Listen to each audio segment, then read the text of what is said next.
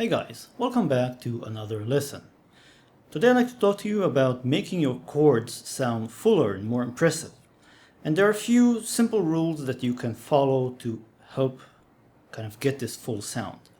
What I mean is, let's say you have a simple chord progression.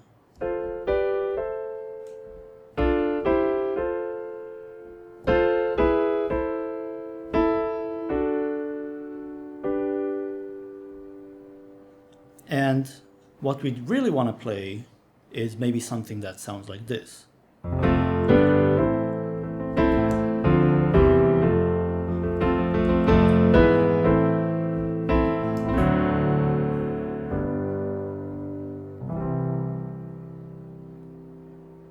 So I was playing the exact same chords, and we'll walk through them in a moment, but obviously the second version sounds a lot more impressive.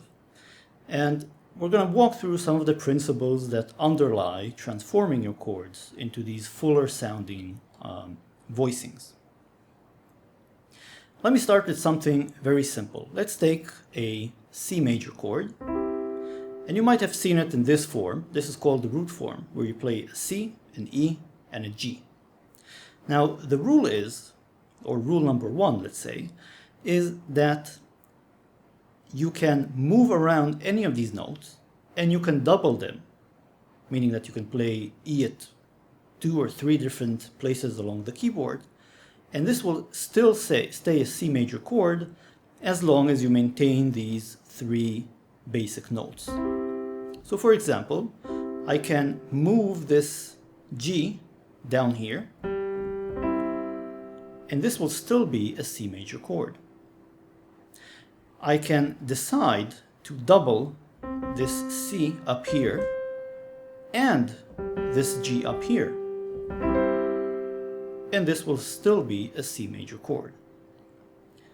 And I can, for as many fingers as you have, you can, let's say, take this C, double this down here, take this E, double it up here,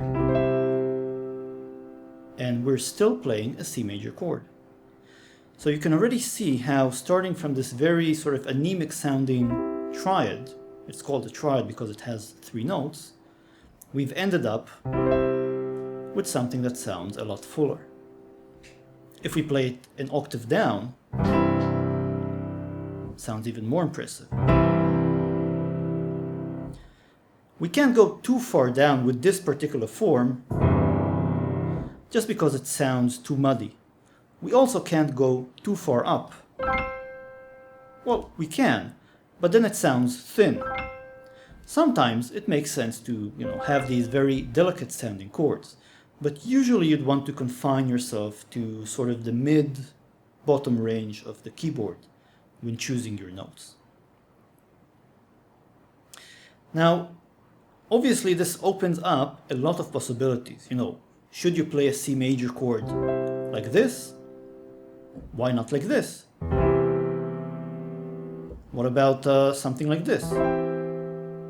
I mean, it sounds like there is an infinite number of possibilities. Well, that's kind of true, and what usually happens is, as a player, you end up finding a few that you enjoy, that sound good to your ears, and you kind of tend to use them over and over. So this should be your goal, to find a couple of forms that sound good to your ears and to adopt them in your playing. Now there are ways of taking a particular voicing and making it, producing other voicings from it. One of the ways is called an inversion. So when you have an inversion, what you do is you take a particular voicing, let's say this C major chord, right? It has G, C, E, and G, so this is a C major chord. And you can take the lowest note and move it up to the next possible note in the C major triad of notes. So let's see here, if you see that A is not part of C major, B is not, but C is. So I could take this G and move it up to a C. Then I can take this C and go again, move it up to the next available note which it belongs to the C major chord. So I have a C here. The next note here is a D, which doesn't belong in the C major chord. Then the next is an E, which does belong. So I would move this C up here. And let's do one more. I can take this E and let's see. The next note here is an F, which is not part of the C major chord, but G is. So I can move this E up to a G. So all of these are variations of a voicing of C major. And you can keep going. So this is one kind of interesting way to produce new voicings that might be interesting, to help you explore. Of course, you can just try and come up with combinations of your own.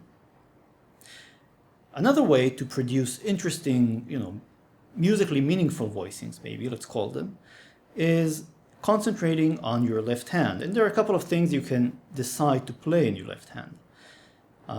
Usually you'd be playing kind of the base of the chord. So, if you're playing a C major in your right hand, here you have a G, a C, and an E. So this is, again, a C major.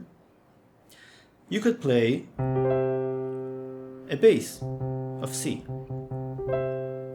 Now you can actually play any of the notes in the C major scale as your bass. You can also have a bass of E. And also a bass of G. Now, as with the right hand, or as with everything we've played so far, you can double things. So the most natural thing to do would be to double your bass. To play a C and a C, or maybe an E and an E, or maybe a G and a G.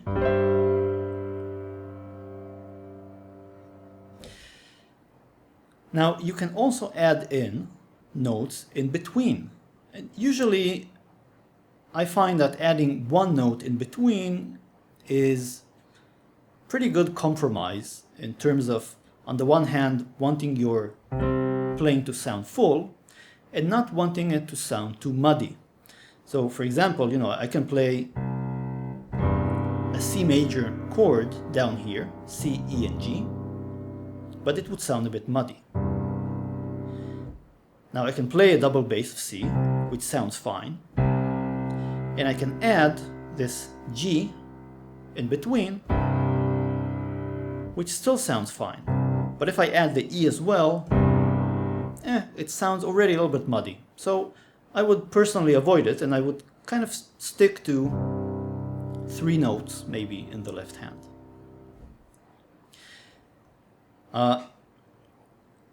Another way, or another method of producing pleasing voicings, and again, we're really talking about trying to solve, so to speak, the problem of having too many options, right? Having too many options kind of makes choosing any particular thing very challenging.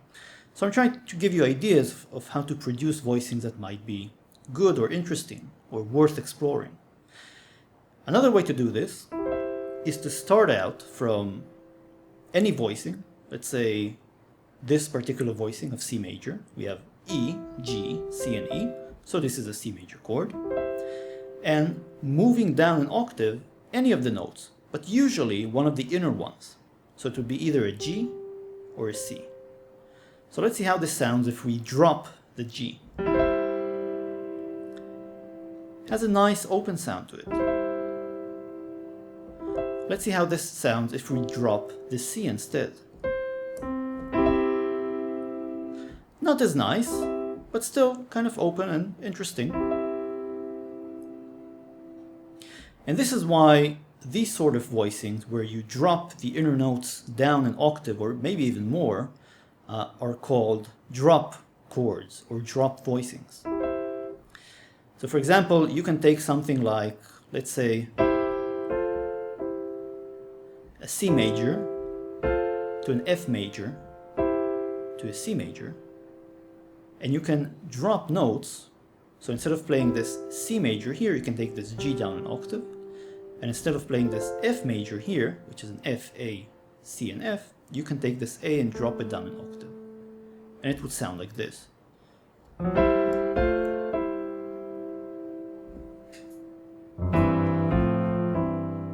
That's kind of a nice open sound to it.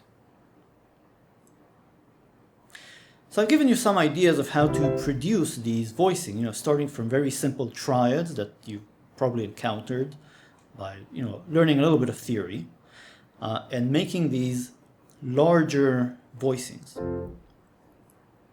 Now let's go through the progression I played at the beginning.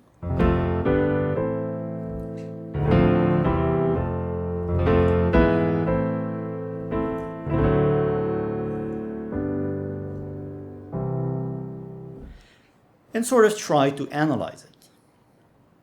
The progression is comprised, let's take a look at this initial part. You have three chords here. You have an F major, G major, and A minor. Now, the basic triads, F major, G major, and A minor, are comprised of three notes. F major is made out of F, A, and C. G major is made out of G, B, and D. And A minor is made out of A, C, and E. And as I've said, we can double any of these. So what I've done for F major is played this. Now you can already see some of the ideas I've laid out, sort of already being used. In the left hand, I'm playing a double bass of F, and I've added this note in between, which belongs to the F major chord. In the right hand, I'm playing A, C, F, and A. All of these notes are part of the F, A, or C group, so this is an F major chord. And what I'm playing in the right hand, I'm simply doubling notes. I have an A and an A, and I'm trying to keep things kind of together, so as close as possible as I can. If you can see, except for this A here, there are no notes between F and A that I can add. There are no additional notes that belong to the F major chord that I'm not playing, except for this A over here. So I'm really bunching the notes together to get this large sound. Now, I'm just moving everything up, transposing, that is, to get a G major. So I'm really playing the same thing, and the same kind of goes for the A minor. Again, in the left hand, I have this A and this E in between, and here I'm bunching in the different notes of the A minor chord. Remember, A minor is A, C, and E. And again, between the lowest note and the top note, between this A here and this C here, I'm really playing all of the possible notes I can of A minor. Now, let's look at the next three chords.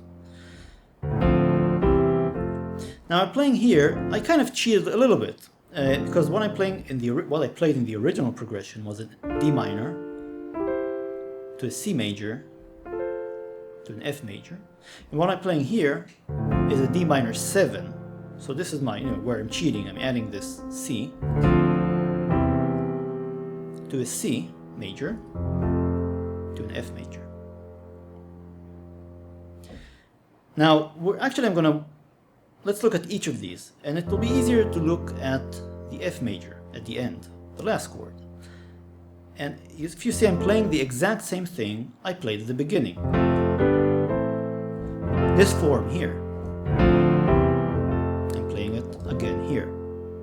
So we've already encountered that, so I won't say anything about it in addition. Now for the D minor, I have a slightly more open voicing. So there are notes in between the lowest and the upper notes that I'm playing here that do belong to D minor 7 that I'm choosing not to play. I kind of want to have because I'm approaching the lower registers of the piano, I don't want to bunch in too many notes because it starts to sound a little bit muddy, so I have to omit stuff. It has a nice sound to it. Now this thing here, again, is a C major chord. And between this E and G, I'm playing all of the different possible notes of C major. So again, except for this G over here, playing a C, not playing a G, C, E, G, C, E, G. There isn't any additional note that I can play in between that I'm not playing. And this is what contributes to these large sounding block chords. Now, I'm going to let you really take some time to think about the following chords, which are an F, an E major, and you can either play it like this or like this. So add or omit this G sharp here to an A minor. So just try to recreate the reasonings. First of all, make sure that you can play them.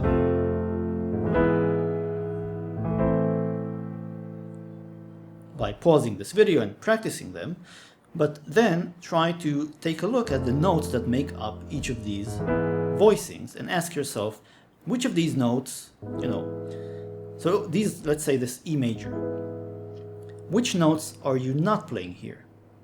Which notes are you omitting and why? Try to see if you can, try to reason to yourself using the same sort of reasoning I used previously. Then the last chord, again, I'm cheating by a little bit. I'm playing, this is not a D, which was the original chord. This is a D dominant 9. So, guilty, but, I just wanted to end this. And this is a G major and a C major.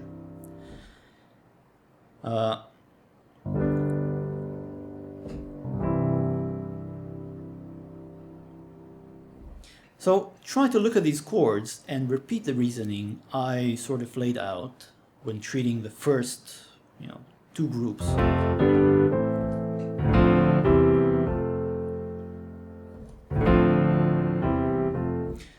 And, just ask yourself which chords make up the, let's say, the G major chord. What am I playing here? What am I omitting? Why am I omitting it? Probably because you're kind of down low in the lower register of the piano, so you don't want too many notes bunching up and making your chord sound muddy. And of course, take your own progressions, your own songs or your favorite songs, and try to apply these sort of voicing tricks to them to make them sound fuller. That's it. We sort of had kind of an overview of voicing basic triad or major and minor chords. I hope this gave you some ideas and that you've learned something interesting, and I'll see you next time.